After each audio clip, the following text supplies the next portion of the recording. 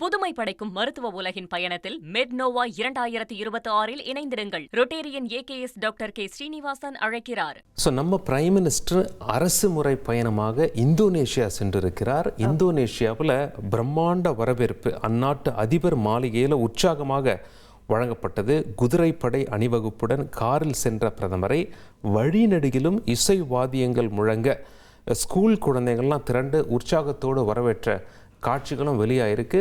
பிரதமர் மோடி அவர்களுக்கு இந்தோனேஷியாவில் வழங்கப்பட்ட அந்த பிரம்மாண்ட வரவேற்பு காட்சிகளை நாம் தற்பொழுது பார்த்துருவோம்.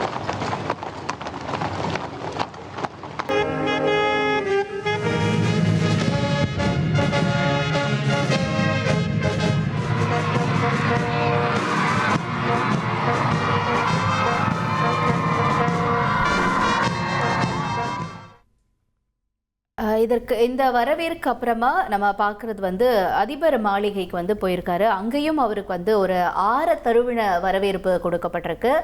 இந்தோனேஷியா அதிபர் மாளிகைக்கு போன பிரதமர் மோடியை அந்த நாட்டு அதிபர் பிரபோவோ சுபியாந்தோ தழுவி வரவேற்றிருக்காரு.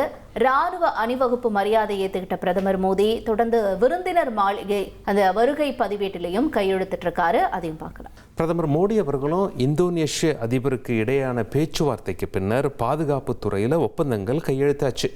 இந்தோனேஷியாவுக்கு பிரம்மோஸ் உள்ளிட்ட ஏவுகணைகளை ஏற்றுமதி செய்ய ஒப்பந்தம் செய்யப்பட்ட நிலையில் இந்தோனேஷியாவின் வாக்குப்பதிவு எந்திர மேம்பாட்டிற்கும் இந்தியா ஆதரவு தெரிவிச்சிருக்கோம். அந்த காட்சிகளையும் நம்ம பார்த்துடலாம். Please present the document to the media.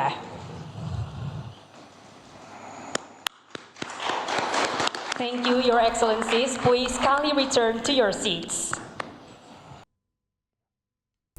அடுத்தபடியாக இந்தோனேஷியா போன நம்மளுடைய பிரதமர் மோடிக்கு நாட்டினுடைய உயரிய விருது கொடுத்துருக்காங்க.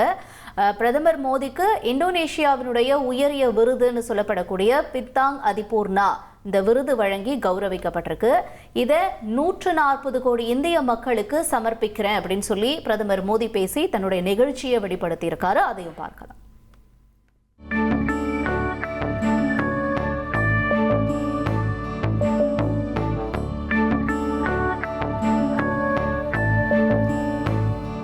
புதுமை படைக்கும் மருத்துவ உலகின் பயணத்தில் மெட்னோவா 2026 இணைந்திருங்கள். Rotarian AKS doctor K Srinivasan அழைக்கிறார்.